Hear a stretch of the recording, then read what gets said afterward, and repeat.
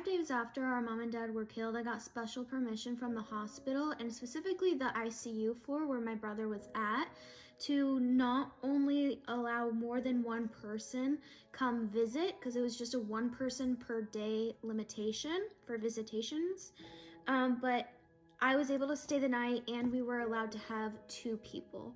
So we told my brother what happened to our mom and dad and that they didn't make it, and I don't care if I just slept in a chair. That is where I slept for the entire duration of his hospital stay.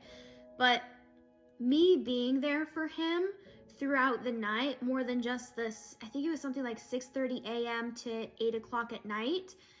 Yes, that's a long period of time, but when you have no sense of time like he did, he seriously thought that 5 minutes was an hour, or a couple hours was a couple weeks ago. He had absolutely no sense of time. So that 10 hours or so that I wasn't there was the absolute worst part for him. So the first night that I got to stay with him, with me being there, he did not have to be restrained for personal and staff safety, which was honestly a win. This was also the first day that they did start him on soft foods such as Jell-O, applesauce, and pudding. Not only was my brother better off during the night with me being there to help him, but my peace of mind, my anxiety, I was so much better being there with him, knowing exactly what was going on, who was coming and going from the room, versus being forced to leave.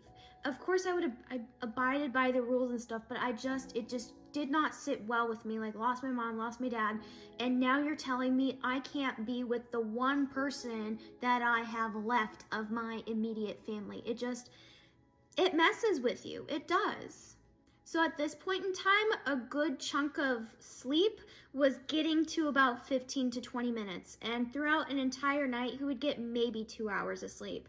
He was just so uncomfortable and constantly needed to be repositioned, and he constantly needed help moving pillows, getting blankets, dropping things. He had cords and tubes, IVs, casts, pillows, bags of ice.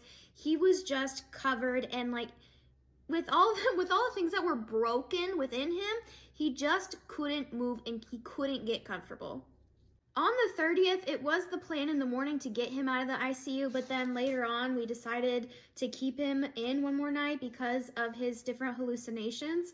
And at this point, my update post was basically like, you know what? I'm just gonna stop saying the plan is to get him out of the ICU, because I keep saying like, we're gonna get him out and then he has to stay. So he had all sorts of different kinds of hallucinations, and it really helped ground him with him having me there 24/7 to tell him, like, this isn't real.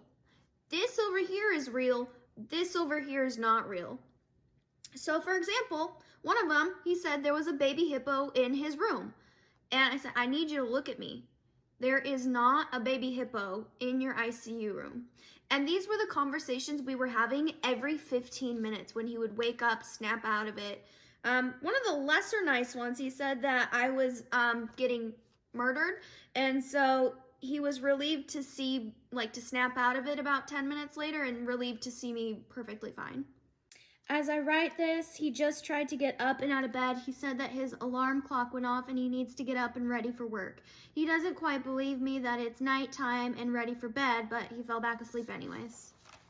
All of these updates are things that should have never happened because a person decided to get behind the wheel impaired. Hand your keys over, please. If you see something, say something.